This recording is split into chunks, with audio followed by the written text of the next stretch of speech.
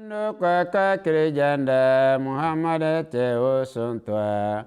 ilaha illallah Muhammadur Rasulullah Yendo kaka kirjanda Muhammad te usuntwa La ilaha illallah Aouz billahi minash shaitanir rajim, bismillahir rahmanir rahim. Chers téléspectateurs de la MTA, bienvenue une fois encore sur nos antennes. Nous allons encore aujourd'hui continuer avec un épisode de notre émission intitulée Le Réveil. Cette fois-ci, nous allons vous parler de la femme, la place que réserve l'islam à la femme. Parce que l'islam est d'une part critiqué comme quoi l'islam est critiqué comme quoi il ne donne pas une certaine liberté à la femme. Eh bien, pour cela, nous allons, Inch'Allah, essayer de développer ce sujet. Nous allons essayer de vous faire comprendre qu'en réalité, l'islam est la seule religion d'ailleurs, à donner l'émancipation à la femme de par les enseignements du saint prophète Mohammed sallallahu alayhi wa sallam. Et pour ce faire, nous avons deux invités sur le plateau. D'abord, notre frère missionnaire Aminou, ensuite notre frère le missionnaire Razak Lamboni. Et donc, nous allons poursuivre avec le développement de ce sujet. Aminou Sahib, qu'est-ce que vous pouvez nous dire? Tout d'abord, il faudrait d'abord que nos téléspectateurs comprennent le statut qu'avaient les femmes avant l'islam. De là, il nous serait plus facile que de faire comprendre à nos téléspectateurs le développement, c'est-à-dire la chance que l'islam a accordée à la femme pour s'émanciper. Et donc, dites-nous s'il vous plaît, comment étaient les femmes, quelle était la considération qui était accordée aux femmes avant l'islam? Merci à votre question. Louange à Allah, Seigneur de l'univers, qui nous a encore donné la chance de nous retrouver sur ce plateau pour développer ce sujet qui fait couler d'encre et de salive dans le monde. Donc, évidemment, l'Occident se fait un point d'honneur de proclamer le statut de la femme, que c'est seulement dans la culture judéo-chrétienne que la femme a un statut élevé. Ainsi, pour apprécier le statut élevé de la femme en islam, nous allons le comparer avec celui de la femme vivant sous l'emprise de la culture et des traditions judéo-chrétiennes. Ainsi, à titre d'exemple, nous allons citer la Bible, la Genèse 3, verset 16, où il en ressort ceci. « J'augmenterai la souffrance de tes grossesses. Tu enfanteras dans la douleur, et tes désirs se porteront sur ton mari, mais il dominera sur toi. » La Bible, il dominera sur toi. L'homme va toujours dominer la femme. La femme sera toujours l'être inférieur à l'homme, selon la Bible. Et ainsi, cela a été encore confirmé par l'apôtre Paul, qui disait que la femme, que l'homme est la tête de l'Église. Donc ça veut dire que la femme sera la dernière partie. La femme voit son infériorité. Donc avant l'islam, le peuple judéo-chrétien n'avait pas donné un statut élevé à la femme. Prenons par exemple en Amérique, la femme n'a trouvé le statut de vote. Le vote est seulement en 1848 qu'on a donné ce privilège à la femme de pouvoir aussi voter comme les hommes. C'est-à-dire que jusqu'ici, la femme est restée cloîtrée. est restée toujours inférieure, elle est restée toujours au bas de l'échelle.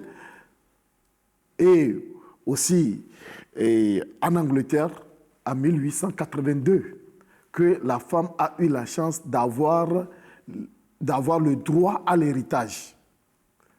Le droit à l'héritage. Donc, nous n'allons pas seulement nous appesantir sur la culture judéo-chrétienne, mais nous allons aussi aller sur la femme en Arabie avant l'arrivée de l'islam, l'avènement du saint prophète Mohammed sallallahu alayhi wa sallam. Donc, comme nous le savons, avant l'islam, la femme n'était nullement La femme n'est nulle considérée. Elle n'avait pas une considération en Arabie. Même lorsqu'on annonce une naissance féminine dans un foyer, c'est comme c'est de la honte pour ce foyer. Il n'arrivait même pas à dire que la femme a accouché parce que c'est un féminin. Elle avait accouché une fille. Une fille. Donc, comme elle a accouché une fille, ça veut dire que la famille là n'existe pas. La fille là n'est pas considérée. On n'a pas donné naissance. Et aussi, voyons la pratique de l'arabe avant l'islam. Compte tenu de l'infériorité de la femme, ils enterraient leur fille vivante. Lorsque la fille, c'est une honte, donc il faut prendre cette fille pour aller l'enterrer vivante. C'était la pratique des Arabes avant l'avènement de l'islam. Et aussi, les Arabes donnaient des punitions sévères. Ils tapaient les femmes et ils les donnaient des punitions sévères avant l'arrivée de l'islam.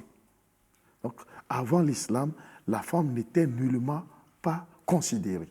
D'accord, ça veut dire alors là que avant l'islam, que ce soit du côté des judéo-chrétiens, comme vous l'avez dit, et du côté du peuple arabe, qui d'ailleurs n'était pas un peuple croyant. Oui. Donc, tout cela n'avait accordé aucune place à la femme au sein de leur société. Certainement, la femme n'avait aucune place dans la société avant l'islam. D'accord, merci. Monsieur Abdul Razak, maintenant, le saint prophète Mohammed sallallahu alayhi wa sallam, lorsque il a fait venir l'islam, lorsqu'Allah a amené l'islam par son intermédiaire, qu'est-ce qu'il a fait pour la femme? Quel plus est-ce qu'il a apporté à la femme? D'abord, je vous remercie pour la question. Avant d'y arriver là, je voudrais avoir un ajout un peu sur ce que le missionnaire vient de dire. Même parmi les Arabes, l'homme pouvait épouser une femme. Ce n'était pas du mariage, au fait. C'était juste comme une propriété privée de quelqu'un qu'on pouvait donner à qui on veut. Et si l'homme avait aussi un fils qui est grand, après le décès du papa, le fils pouvait aussi marier directement, c'est-à-dire... sa marâtre. Ça se faisait dans la pratique. C'est-à-dire que seule la mère de quelqu'un avait une valeur de femme. Avait une valeur. Seule la propre mère de quelqu'un avait une valeur.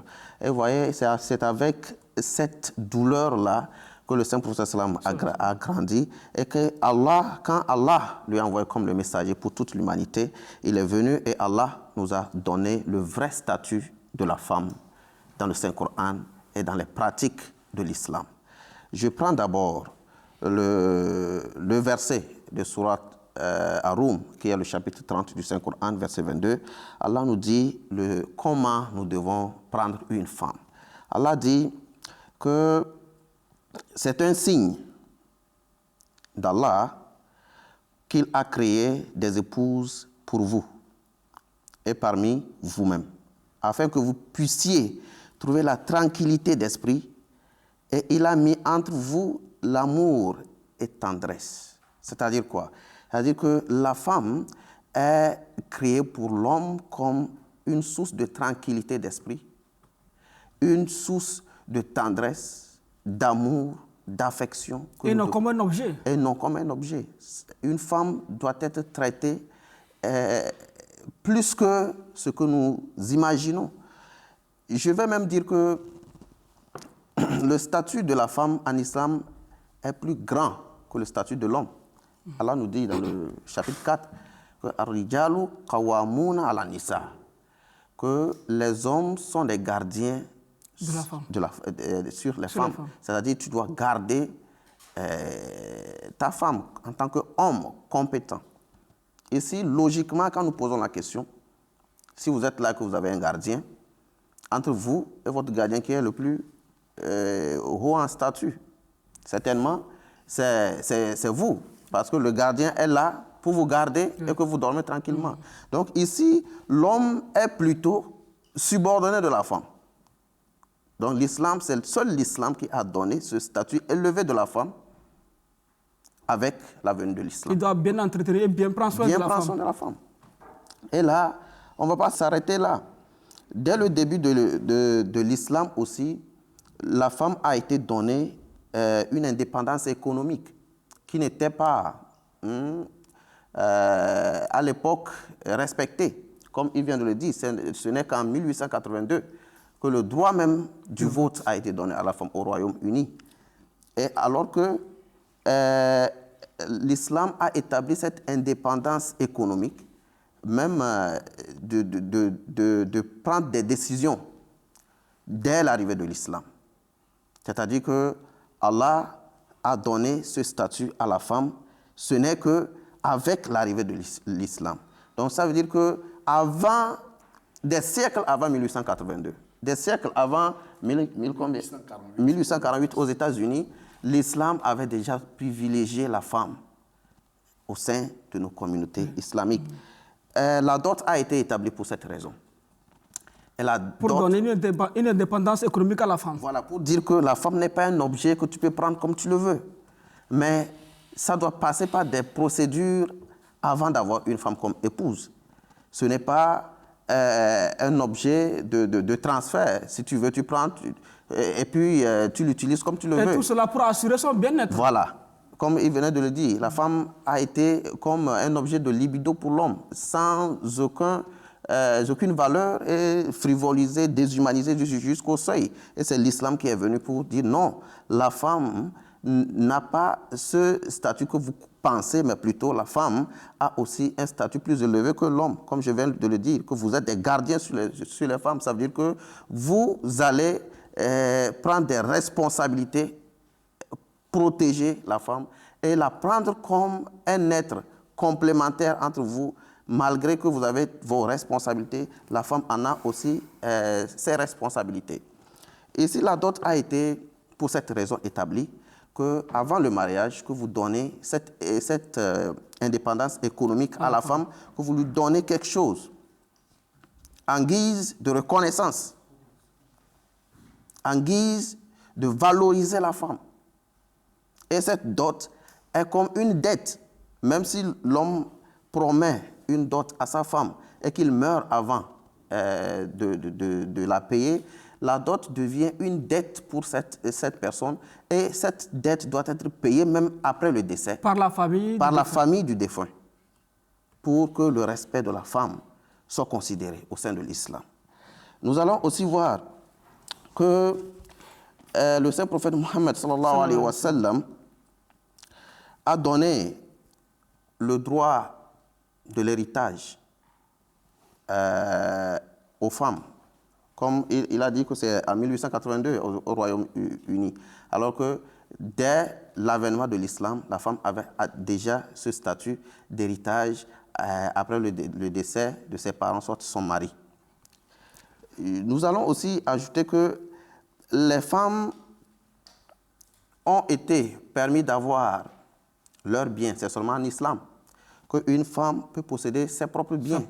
Et elle a le choix de dépenser ça sur... À sa manière. Oui, à sa manière. Et aussi pour les besoins de la famille, si elle le veut. Mais ce n'est pas obligatoire pour la femme de le faire. Parce que l'homme est le premier responsable des besoins quotidiens de la famille. Merci, merci missionnaire. Missionnaire Aminou, maintenant vous avez fait comprendre qu'avant l'islam, la femme n'avait absolument aucune considération. Même parmi les peuples arabes, parmi lesquels le saint prophète Mohammed sallallahu alayhi wa sallam par après a apparu. Et donc, l'Occident aujourd'hui, qui accuse l'islam d'avoir restreint la liberté de la femme. Qu'est-ce que l'Occident, qu'est-ce qu'ils ont fait? L'Occident, qu'est-ce qu'il a fait au juste pour assurer la liberté, l'émancipation de la femme? Merci pour cette question. C'est vrai, l'Occident se vante de donner le privilège à la femme en lui offrant seulement quelques jours dans l'année pour lui donner sa liberté. Pour lui donner sa valeur. Sa valeur en question. C'est pour cela qu'ils ont décrété le 8 mars comme journée mondiale de la femme. Dans l'année, le 8 mars, journée mondiale de la femme. Ça fait un. Deuxième chose, la célébration de la journée de la jeune fille. Troisième chose, la célébration de la journée des mères. Donc, dans l'année, on a seulement 3 journées pour donner la valeur à la femme. Parmi les 365 ou 366 jours, la femme a seulement 3 jours, selon l'Occident, de montrer sa liberté. De montrer sa liberté. Donc, le 8 mars, vous tous, vous êtes témoins que c'est le jour où toutes les femmes disent bon, aujourd'hui c'est notre journée, nous n'allons pas aller au foyer, nous n'allons rien faire, c'est les hommes, vous les hommes, allez, nous n'allons pas faire service, nous n'allons pas faire la cuisine, c'est vous les hommes, vous allez vous occuper aujourd'hui des enfants, occupez-vous du foyer. Un seul jour. Après ce jour-là, elle devient esclave encore. Donc, ouais, comme indiqué au début par la Bible. Par la Bible, il dominera sur toi. La domination là, continue jusqu'à aujourd'hui si on ne vient pas vers les préceptes islamiques. Essayez d'être un peu plus bref dans votre réponse, s'il vous plaît. Dans cela aussi, nous allons voir ce qu'ils ont encore mis, croyant donner une valeur à la femme. Le soi-disant concours de beauté. Concours de beauté où aujourd'hui chaque pays a adopté pour exhiber la nudité de la femme devant un peuple. Ce n'est pas devant ce peuple. Aujourd'hui, nous avons la masse média, les télévisions, où c'est en direct. Le monde voit, par exemple, aujourd'hui, nous allons décider dans notre Togo, c'est le Miss Togo. Aujourd'hui, tout le monde sera câblé à la télé, on voit les filles passer nues. Donc ça veut dire qu'en réalité, ce qu'ils disent, offrir à la femme pour démontrer que la femme est libre, a la liberté de faire ce qu'elle veut, c'est cette façon de les exhiber là qu'ils appellent liberté de la femme. C'est cette façon de les exhiber qu'ils appellent l'émancipation de la femme. En fait, où en est l'émancipation là? Si la femme va exhiber sa nudité. Cela aussi, aujourd'hui en Occident, où aujourd'hui les femmes de 3e âge sont admises dans des maisons de retraite. Oui. C'est-à-dire que la famille est fatiguée, ne peut pas prendre soin de cette dame parce qu'elle est devenue âgée, un fardeau pour eux. Pour la famille. Pour la famille. Alors, voyons qu'est-ce que l'islam dit à ce propos. L'islam nous dit que la femme, c'est-à-dire le paradis de l'être, de l'homme, est sous le pied des mamans. Donc nous devons prendre soin. Il faut que la maman, la vieille là, soit à la maison, bien protégée, bien nourrie, que nous puissions bénéficier de sa bénédiction et trouver le paradis. Merci, monsieur Amidou. Mon frère Razak, le saint prophète Mohammed sallallahu alayhi wa sallam, dans un hadith, lorsque son épouse, Hazrat Aïcha radiallahu anha, a été questionnée si quel était le caractère du saint prophète Mohammed sallallahu alayhi wa sallam. Elle a dit que le caractère du saint prophète sallallahu alayhi wa sallam était le Coran. Et donc vous avez cité dans votre première intervention que, c'est-à-dire par les versets coraniques, comment le Coran avait donné l'émancipation, la liberté à la femme. Et donc le saint prophète Mohammed sallallahu alayhi wa sallam, dans sa vie pratique, qu'avait-il fait pour libérer la femme de son esclavage? Le saint prophète sallallahu alayhi wa sallam, suivant les commandements directs du Saint-Coran, Allah nous a dit dans le Saint-Coran que les femmes sont comme des garnitures, c'est-à-dire des vêtements pour nous. Allah dit « Hunna libasul lakum wa antum libasul lahun » que elles sont pour vous des vêtements et vous êtes pour elles des vêtements. C'est-à-dire, vous vous complétez et vous vous protégez pour pouvoir vivre en symbiose et en harmonie. Et le Saint-Prophète sallam n'a fait que suivre cette pratique du début jusqu'à la fin. Premièrement, d'une façon générale, le Saint-Prophète sallam a toujours honoré la femme et a montré comme étant le premier exemple pour tous les musulmans. D'abord, le Saint-Prophète sallam dit que une fille, quand tu as une fille dans ta famille, c'est une bénédiction pour toi et que si tu arrivais à donner une éducation solide, exemplaire à 2 ou 3 filles que tu as jusqu'à l'âge de mariage, automatiquement vous avez le paradis. C'est-à-dire qu'une fille est source de paradis pour toi. Et la même fille, quand elle devient femme au foyer, elle complète la foi de son mari et automatiquement source de paradis pour son mari. Donc la petite fille est source de paradis pour ses parents.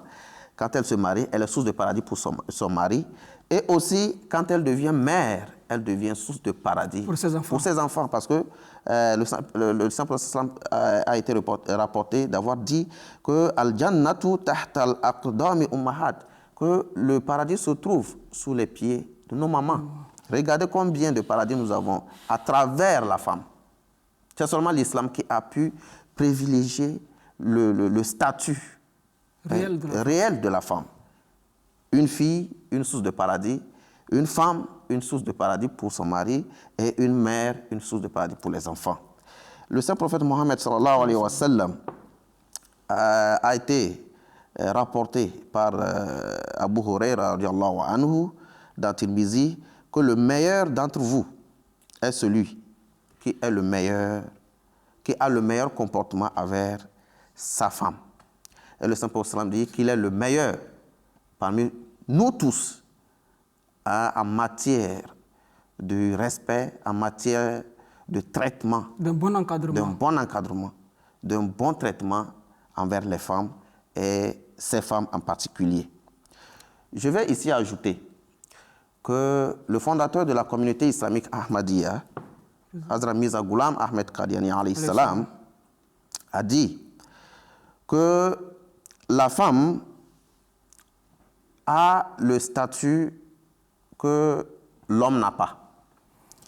Et que si nous voulons comprendre, nous pouvons comprendre ça du Saint-Coran où Allah dit « Ashiruhunna bil ma'ruf » Vivez avec elle avec bienveillance.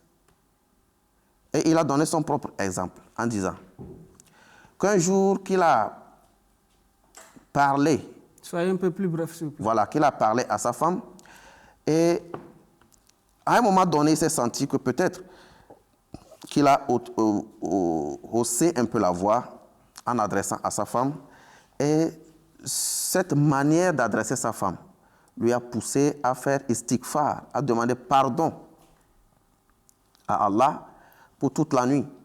Et aussi le lendemain, il a offert de l'aumône, il a sacrifié quelque chose. Là, c'est le fondateur de la Jamaat islamique Ahmadiyya a sacrifié quelque chose juste parce qu'il s'est senti que la manière dont j'ai parlé à ma femme, j'ai un peu haussé la voix, que je ne devais pas le faire.